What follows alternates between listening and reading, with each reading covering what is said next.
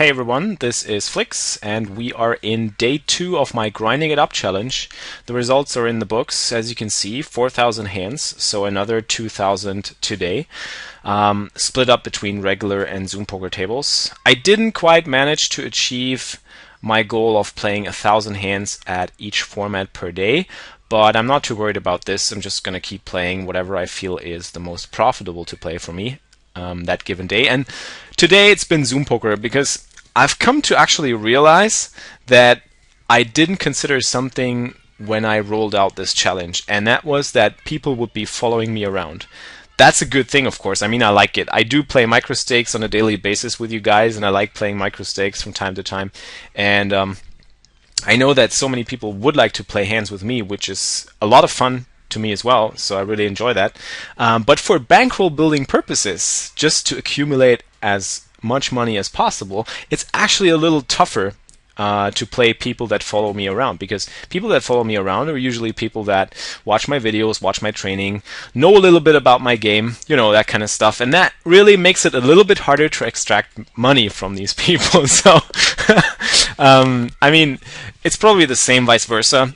So we're not making too much money off each other, which is a good thing, of course. But on the other hand, it really goes against the purpose of this challenge. And that's why I actually love Zoom poker a little bit better. And that's why I've played a little bit more hands at Zoom poker. And I was a little bit more successful. Actually, it's quite evened out. So, and it's a very, very small sample, so I wouldn't give the results any significance at all.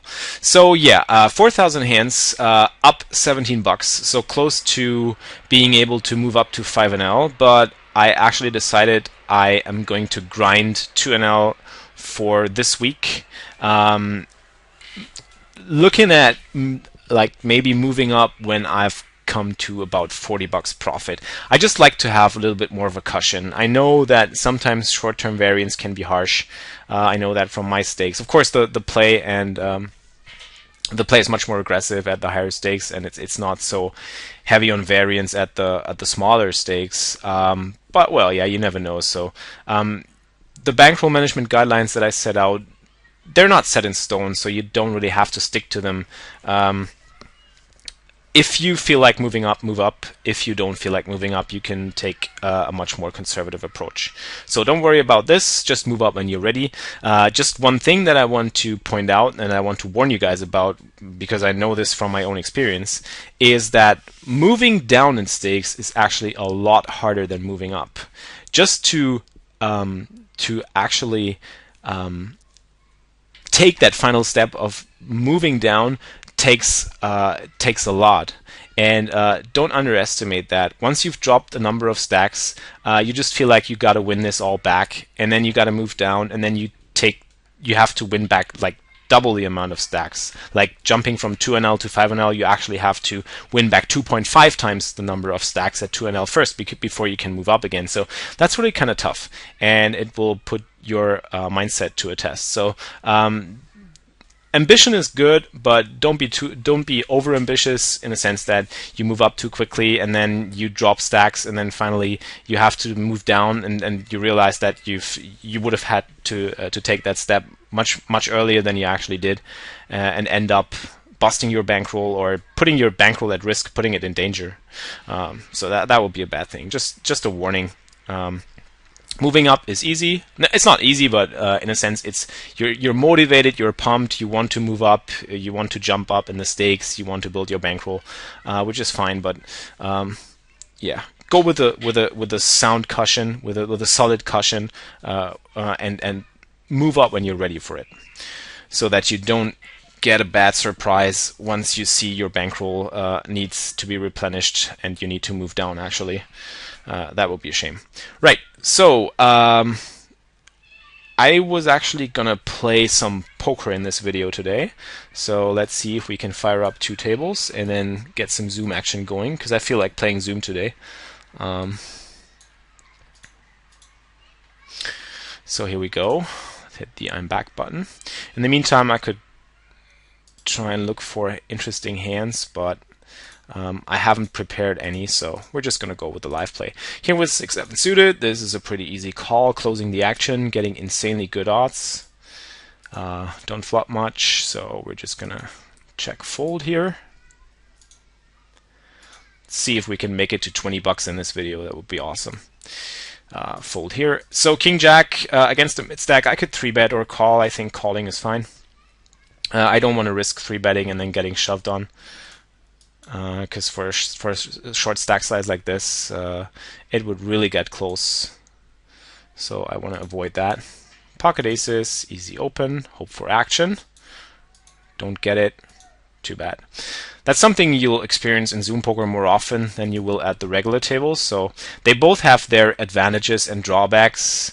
A lot of tighter action regarding pre-flop play is going to go on at the Zoom tables, while there's a lot more loose limping and calling raises at the regular tables. So that's a little bit of a difference. But don't worry, the mistakes that people make and the weak plays that they make are going to be made post-flop. And anyway, money is going to be made post-flop in the end. So you have to improve on your post-flop game either way. So I checked down on this board because it's a bad board for me to bet anywhere here. I don't think I can get him off anything. I'm definitely going to bet the river now. Just hope that he puts me on a bluff when the ace comes and calls me with a pair. But that's like a typical microsticks spot. Oh, he had a weaker ace, so my kicker actually played, which is kind of nice. But I would expect people to actually call me with a 10 or a 7, figuring that I might bluff the ace now. You might have realized that it's really hard to move people off hands at these stakes, and I would definitely advise against running huge bluffs. Here against a min raise and a call, there's so much money, and this is such great odds with me in the big blind. I think I can actually see a flop. Another thing that I wanted to point out is at these stakes, my basic strategy is usually to just try and see a lot of flops. This is something that for beginner players in 6 max is kind of hard. I'm gonna bet small here on the river, try and get looked up by a weaker 9 or a 3 or a deuce or whatever. And I do get looked up by a worse hand. So yeah, just seeing flops is good because this hand demonstrates that quite well. He actually called with queen high. As soon as you see flops and as soon as you can figure out what your opponents are up to, and at microstakes level, since people are really passive, actually, it's kind of easy to figure that out. You'll be able to extract some really thin value when you see those flops, but you have to be an experienced player. You have to have some, at least some sort of basic experience of how people play at these stakes. And if you don't, it's a little bit better to just start with a standard approach and a tighter game. So I would definitely advise people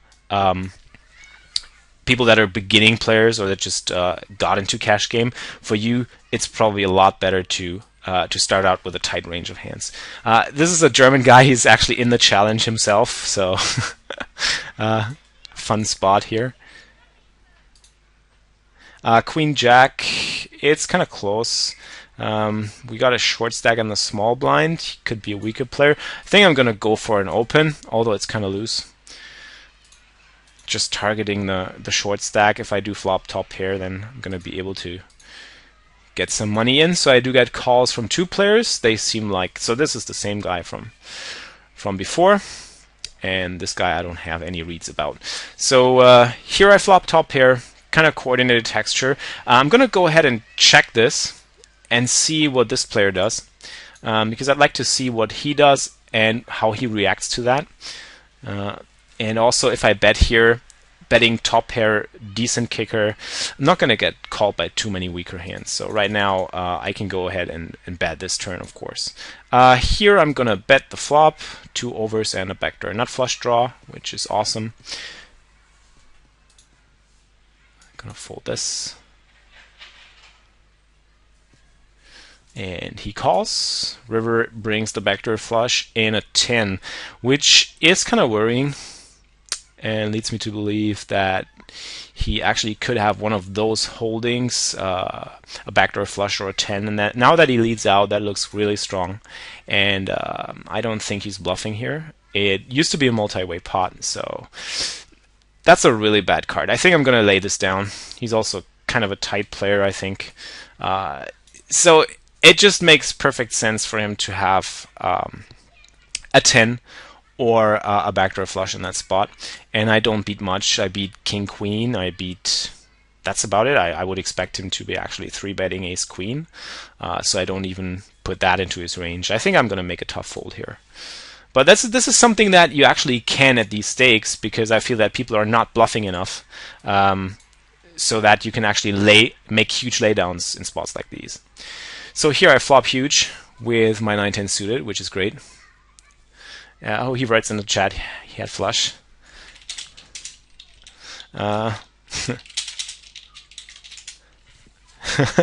So he's gonna be excited to see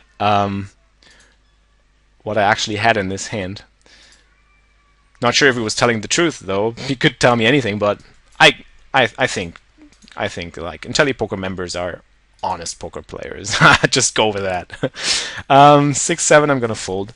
So it's been 10 minutes, guys. So I'm gonna quit right now and leave it right there. Let's see, did we actually make a profit? Well, at least a little bit, so we're close to 18 bucks now. Right, so excited to see what tomorrow brings. See you at the tables, and good luck grinding it up.